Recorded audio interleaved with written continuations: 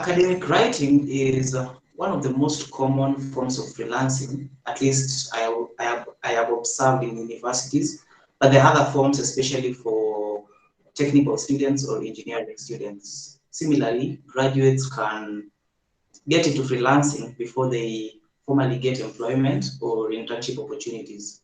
But how exactly can graduates or even students make freelancing lucrative and beneficial to their careers? So Cleophas Barwareng will be answering this question throughout the session, throughout today's session. So first things first, I'm going to ask Cleophas to introduce himself, tell us what you do, and a bit about your interests. All right. Like Kevin has mentioned, my name is Cleophas Barwareng. That is really a bit difficult to pronounce. So I am a PCB designer. I write firmware and I also write web apps. So I have a day job at iLockit, where we build smart lockers. My role there basically is I'm there as a product engineer, making sure that the product is built and ready to be deployed. On the side, I freelance, and so I freelance as a web app dev. I do PCB design and firmware development. So that basically is me. Yeah, so karibu sana Cleophas to Leaders community. We'll move on. So Cleophas, why don't you start by telling us your story? Why, when, and how did you get into freelancing, and how has it served you until now?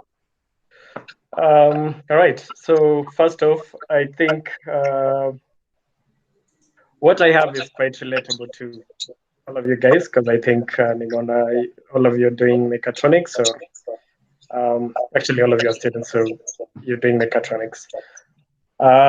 What I did not mention was I also did mechatronics, cleared in 2017. And like Crispin mentioned, I was involved in the Tech Expo, I think two times, actively and passively about 2 or 3 times. So yes, primarily what I do is PCB design, which is a lot more relevant to mechatronics and firmware development among all the other things that I do. This is more relevant, and this is actually where I get most of my freelance gigs. So the thing about freelancing is you have to really know what you're doing, right? When you're freelancing, you're like a service industry. This is basically you offering your services to different people, and you can't offer substandard stuff. So you really need to know your stuff before you start pitching people. So basically, when I joined campus, I was all about, I didn't know what to do. I knew I wanted to do mechatronics, but I did not know exactly what that was, right? I knew it was a broad course, but I did not know exactly what it was until the first Tech Expo happened when I was in first year. And that is when I came to know, now this is exactly what I want to do. So I saw some Arduinos around. At the time, it was still a bit difficult to run into those things. and so that is how I started knowing what I wanted to do. And what that was initially firmware dev, because that's the first thing I knew, considering I had some programming experience from a while back. And then over time, you start getting to know these are stuff that I need to know. And then came schematics and PCB design. So I started with Proteas. We're in second year. That was in 2014, 2013. And then over time, you build on, you get to know what the industry standards are for PCB design, for instance. I'm going to be focusing more on PCB designs because that I think is more relevant to you guys, and firmware dev. And so you start doing these things over time, and then look around what the industry expects, right? So for me, it's online. It was online most of the time, and then you start getting gigs here and there. People start noticing you do, and well, as a freelancer, you have to sell yourself, right?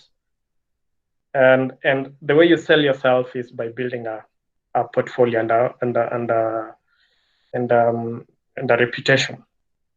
So the thing I did was before I started, I got my first gig. I did a lot of I got to get known by working with the senior guys, right? Guys who are then in fourth year and fifth year. Guys like Patrick, you guys know him.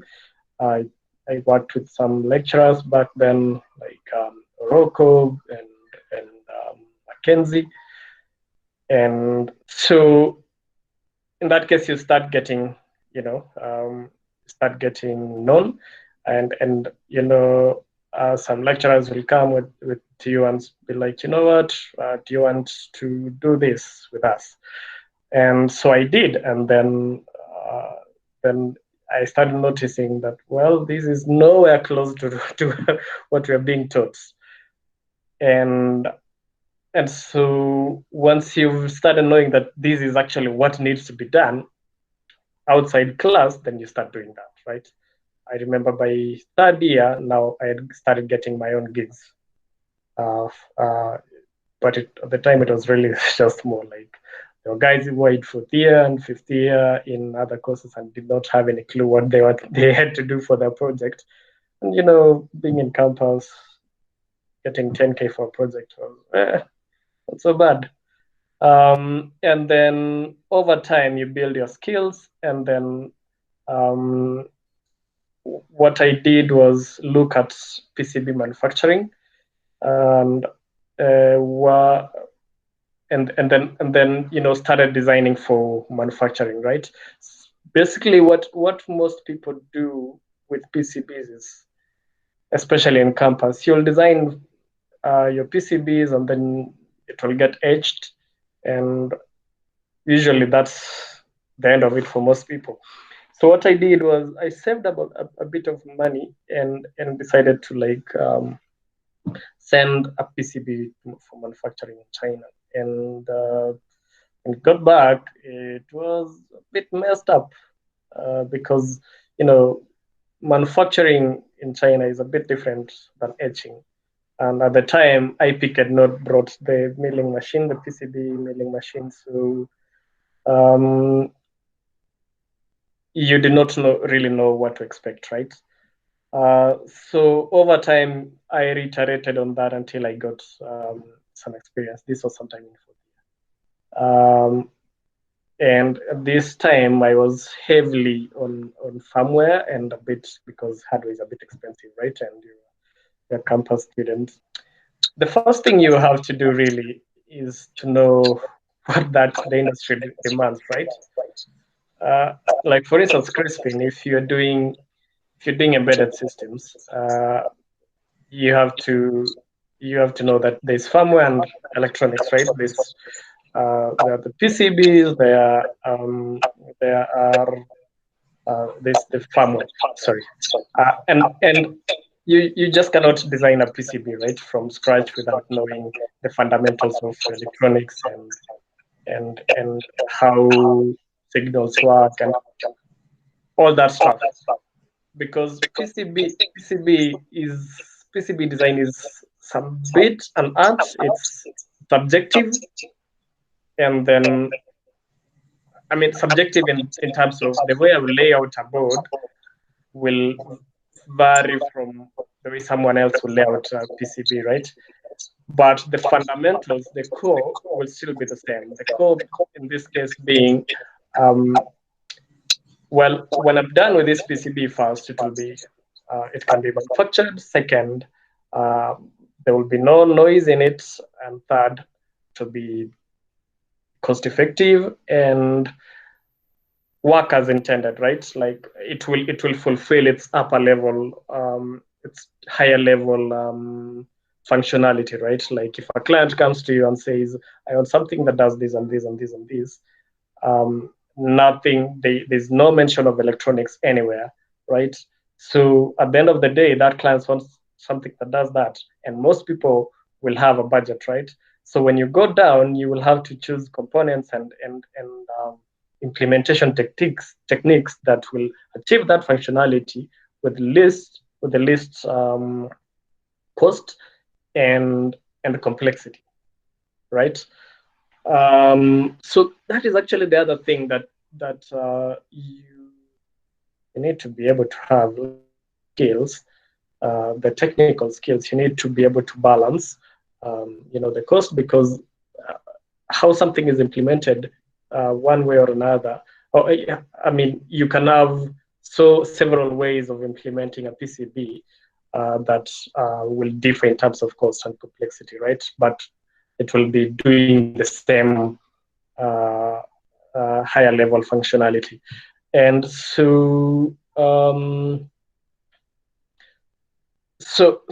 the thing now comes down to experience. That if I do this, I'll achieve this. But if I do this other way, I'll still achieve it cheaper. I'll still achieve it for the less cost. And so that usually comes with experience and exploring. I'll tell you right now, I am working on a project that is really killing me because there are so many ways to do it, but the cheapest way is because a customer will come to you and tell you, you know what, I have this budget, work with it, right? And so if you don't have the ways to work within that budget, it's going to be crazy. You will probably lose that job, or customer atachukua but haitairudi. And so that brings me to the next thing, reputation. So once you know how to build all these things, right? You can design a good PCB. You can write some industry standard firmware. What is the next thing, right? How do you get clients? And so the next thing is actually getting yourself known. And starting out is a bit difficult, and so that is why you need to have people, word of mouth first. You get to know, okay, this guy can do something, so next time they meet someone that wants something done, they know, okay, you can go to this guy. Second thing is take up pro bono gigs, right? So you would offer to help people.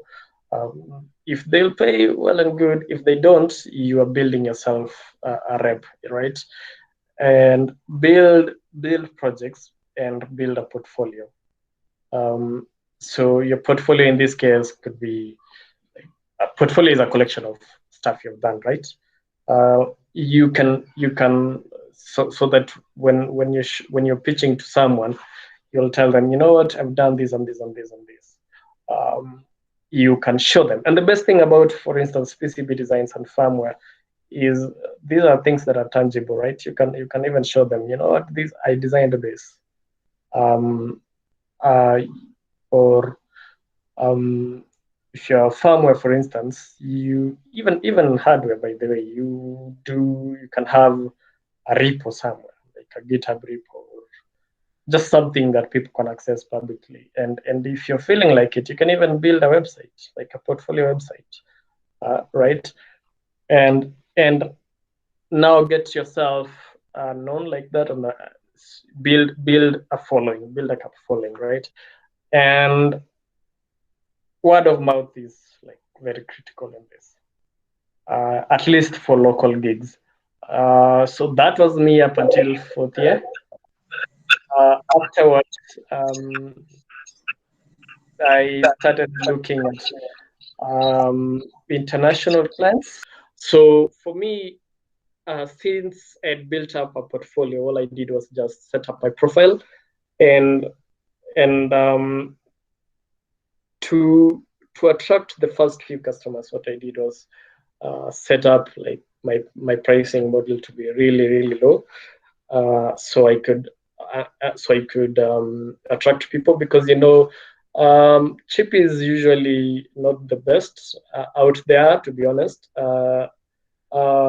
So, but people will always be there. There are people who do not know that principle, and they'll always be looking for someone who's cheap.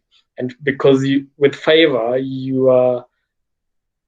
you get known more and more if people order from you. So what I did was drive my prices down.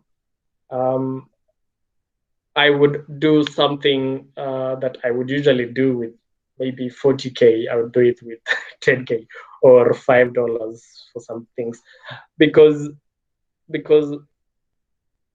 I wanted to get known there first, and then after a while, now you can, when you have a good following, now you can bring your prices to what you want, and most of the time, to be honest, once you've gotten that following, you really set. You don't have to worry about it. Even in fact, it gets to a point where you have to say, you know what, I cannot take gigs anymore because I am swamped. Or when you get to that level, you start filtering out clients, right? You set up prices really high, and then you get clients that really are worth it, right? So there are clients who know that, well, if and the thing with technical stuff, it's not like academic writing, right? These are things that will build up to being a product, or something making someone's house smart, right?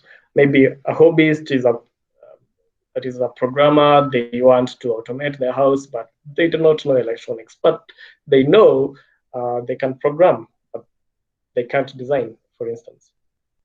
Some are companies that labor in their countries is crazy expensive, but for you, what is really cheap to them is like a lot of money to you, because we're in Kenya, and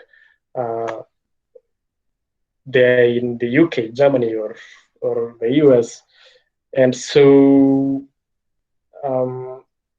so the thing is, once you have gotten that, then you can filter your clients. So you set your prices high, and sometimes, for instance, as Kenyans, your prices are high to you, but to them, like, yeah, very affordable. So over time, you now start having less burnout, because you're handling less projects, but your income is still high.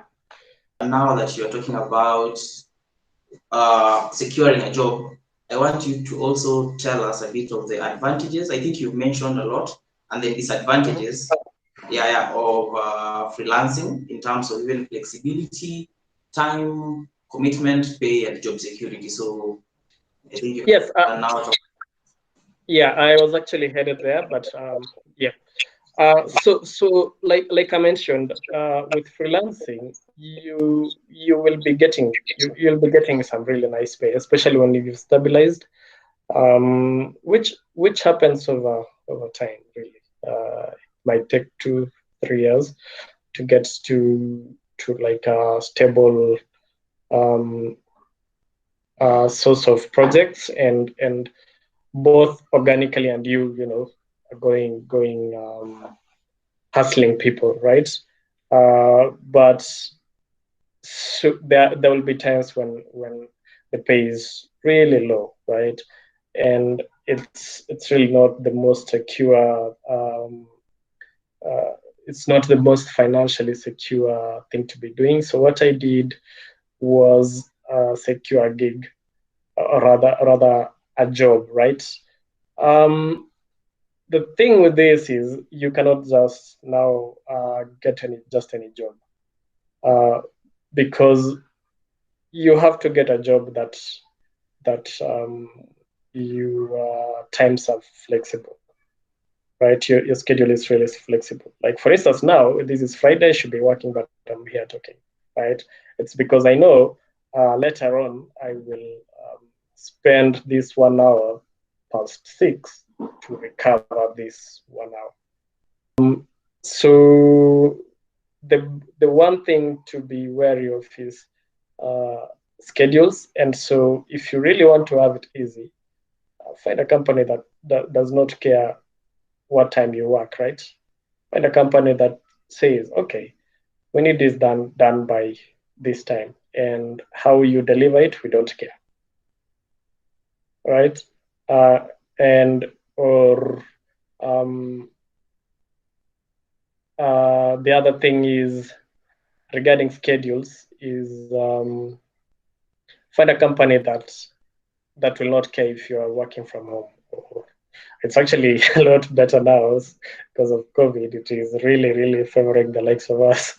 But before then, I said when I was looking for a gig, look for these companies that don't care where you work from, right? And the best thing with Techies is you don't have to be there to deliver, right?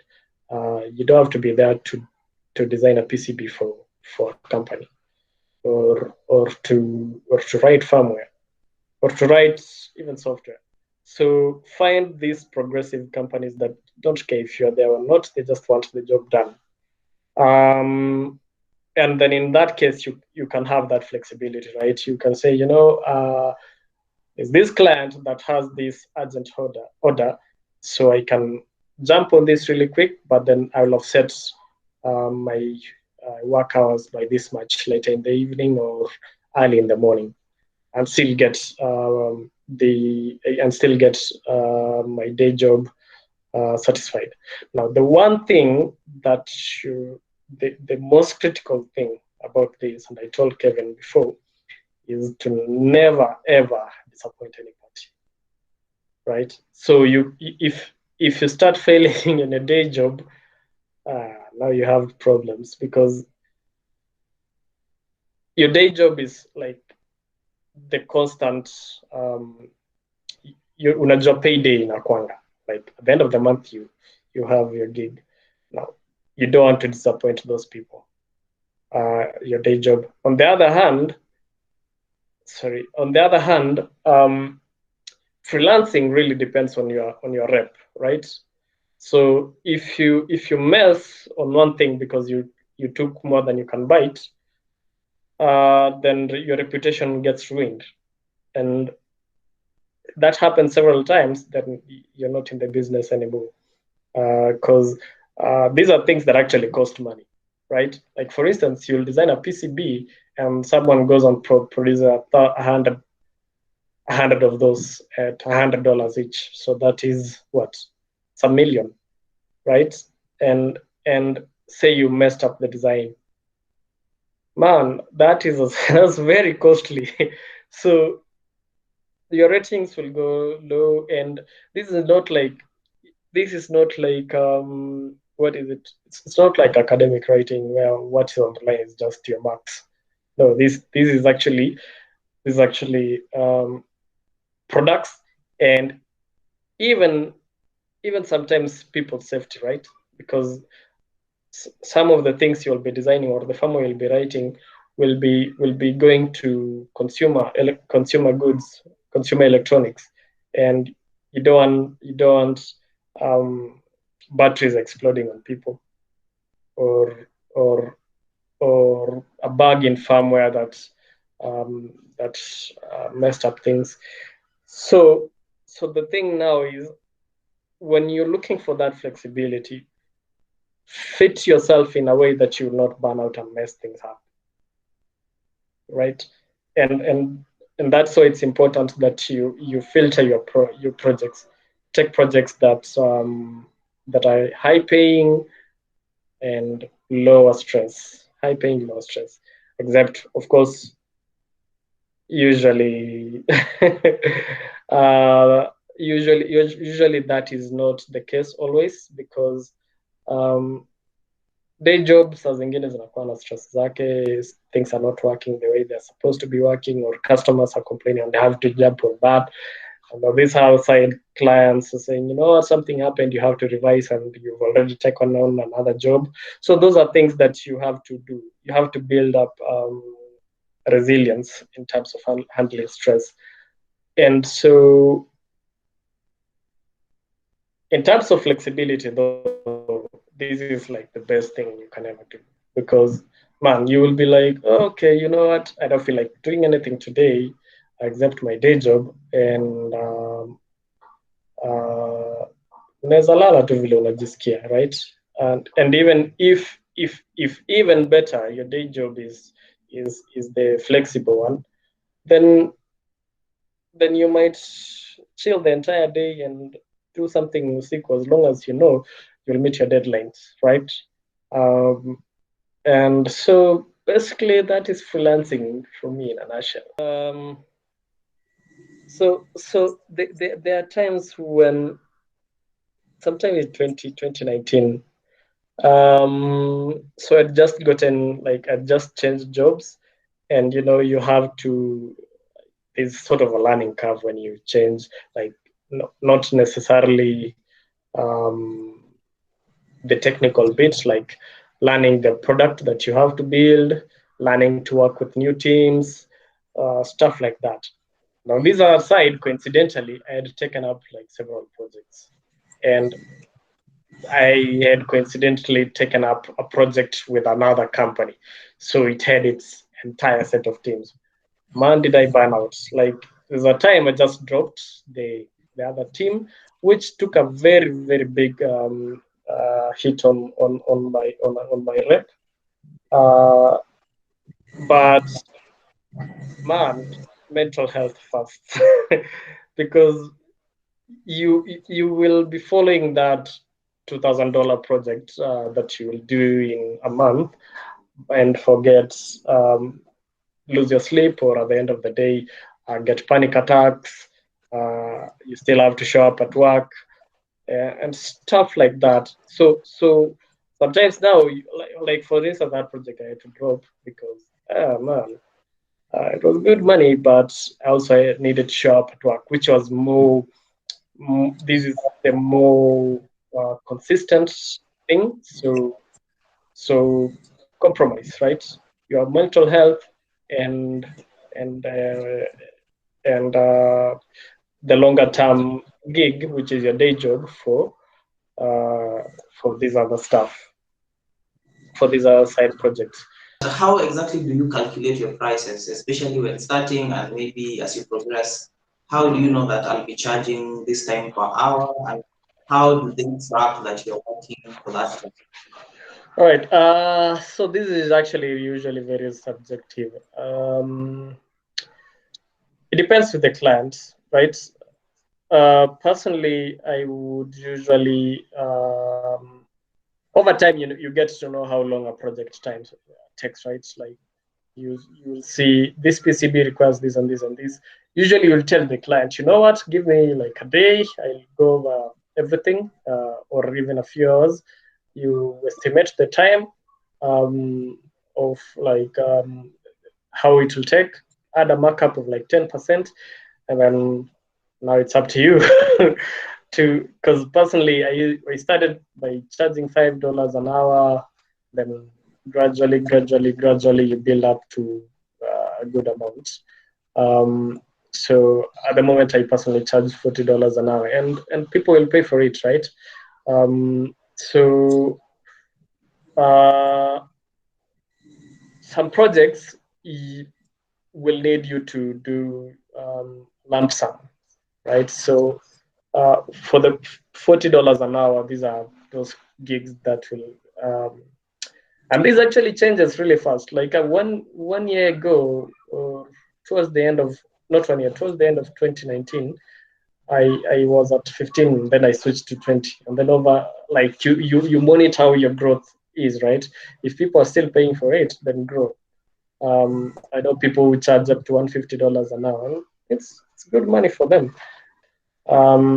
If you do everything right, actually, most of the time you'll be making more than double your day job most of the time, while spending a lot less time than your day job, which is the weird thing, right? Last thing, just to respond to what you said about earning more or double than your day job. There's a friend of mine who was saying that with freelancing, you don't get things like insurance, medical insurance that Oh you get yes. from the company. Yeah, so maybe it's also maybe not best done as a full time, but as a side gig. I think you said this. You comment on that. Yeah, yeah. Or paying. So, so the thing is, this really depends. The benefits really depend on companies, right? Uh, some companies don't know what health insurance is. They only pay your salary. They're not benefits. But if you have a good companies, then you're good really, because those are things you actually need. Health insurance and these other things. But also, you see, if you're making some really good tunes, why don't you just get yourself some insurance, right? Yeah, yeah. Which is actually a very advisable thing to do, especially health insurance. Healthcare is expensive, man. Hey, it's really expensive. So if you can afford to put aside like some little money for your health insurance, you best do it. And I think we've now come to the end of our session. So before we finish, I'm sure Cleophas, you have some, I can say, relatively we are youngsters compared to you. So just some advice or insights for us. Yeah. Let's say you guys are in fifth year. That means we are what? I cleared in 2017, so just about 3 years apart. Right. To be honest, not much. Man, if you've been studying a lot, then put that aside. Just build your skills. No one ever looks at that stuff. To be honest, even if I was to offer you a job, if I like, I've interviewed a few guys over the past 3 years. Like I started interviewing guys in 2018, and I've never asked for any papers. The company I was in before did not care what you studied, did not care uh, about anything. We just ask you, do you know how to do this? Show it. Um, and then it's just really out here, it's just the attitude and the skill. That's all, especially the technical field. That is about everything you need. Just show you can do it, you know how to do it, you know your stuff, and you have the attitude to do it. Yeah.